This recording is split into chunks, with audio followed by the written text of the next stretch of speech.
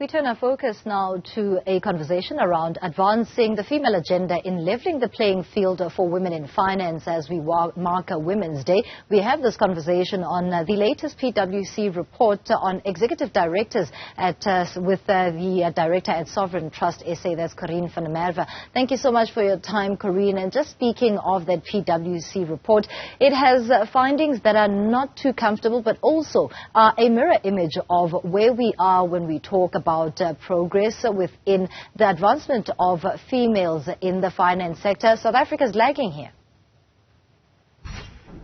Good morning, viewers. It's great to be here. It's great, and I think during this month in August and on a day like today, this is something that we have to highlight and we have to make a difference. And we are already making a difference. I've attended already, just in the past week or so, 3 morning sessions focusing on women in the financial industry, in a male-dominated industry, and it's just so inspiring as to how much energy there is and willingness of females to take up the responsibility and the role in mostly thought of male-dominated industries. And I think, just watch the space, things are definitely going to change over the next 10 years or so.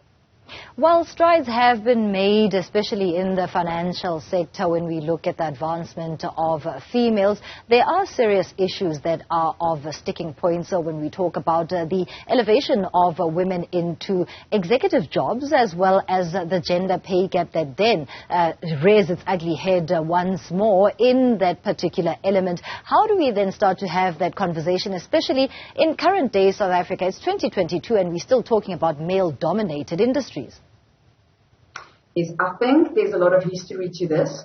I also don't think that any companies do want this difference. I think it makes people feel uncomfortable and it's embarrassing, quite frankly.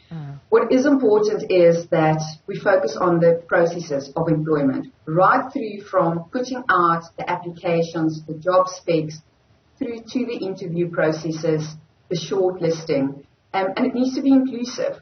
We need to state that job applications are focusing on diversification. We need to give women the feeling that they can apply, that they will be taken into account. When it comes to the interview processes, we need to ensure that there are females on the interview panels. And when it comes to the shortlisting, even during those final phases, I think there needs to be females on these panels.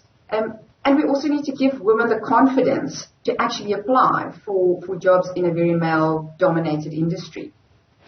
Having spoken about the dynamics within the HR processes that eventually lead us up that corporate ladder in the financial sector, Coreen, I'd like to pick your brain around how direct policies around ESG are when it comes to investors looking for the perfect destination. What's to be said about that direct agenda being turned around towards the advancement of females? I mean, as an investor, to just use myself as an example, if I'm going to invest in you as a person, I would also want to do that within the structures of a corporation. But essentially, I can withdraw that investment if you are not my preferred candidate. Yes, correct. I feel that people often do business with people that you like-minded people. So what I find at Sovereign Trust, where we work, we sometimes have females only wanting to discuss their structuring or their needs with females. And the same goes on the investment side.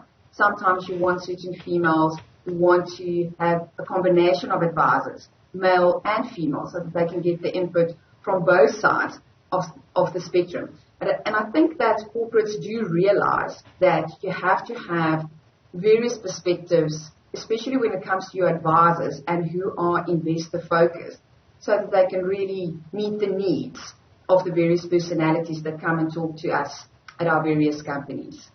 On a scale of 1 to 5, how much progress are we making on the domestic front, though? I definitely think there are progress. I would give it a 3, maybe a 3.5.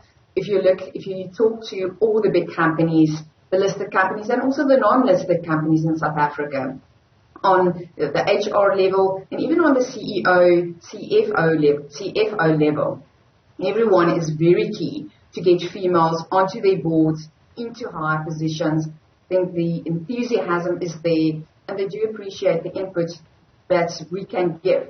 It will take time, because remember that for many years, females were regarded as maybe not capable. We did not study certain degrees, so there was maybe a lack of capability.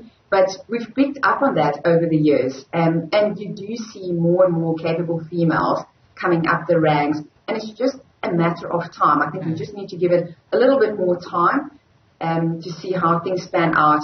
But my feeling when speaking to HR departments, speaking to directors, non-executive directors, they all do want female directors and executives on board. Thank you so much for your insights. Coreen van der Merwe there speaking to us this morning on the Business Desk as we mark Women's Day, about the advancement of females within the finance sector.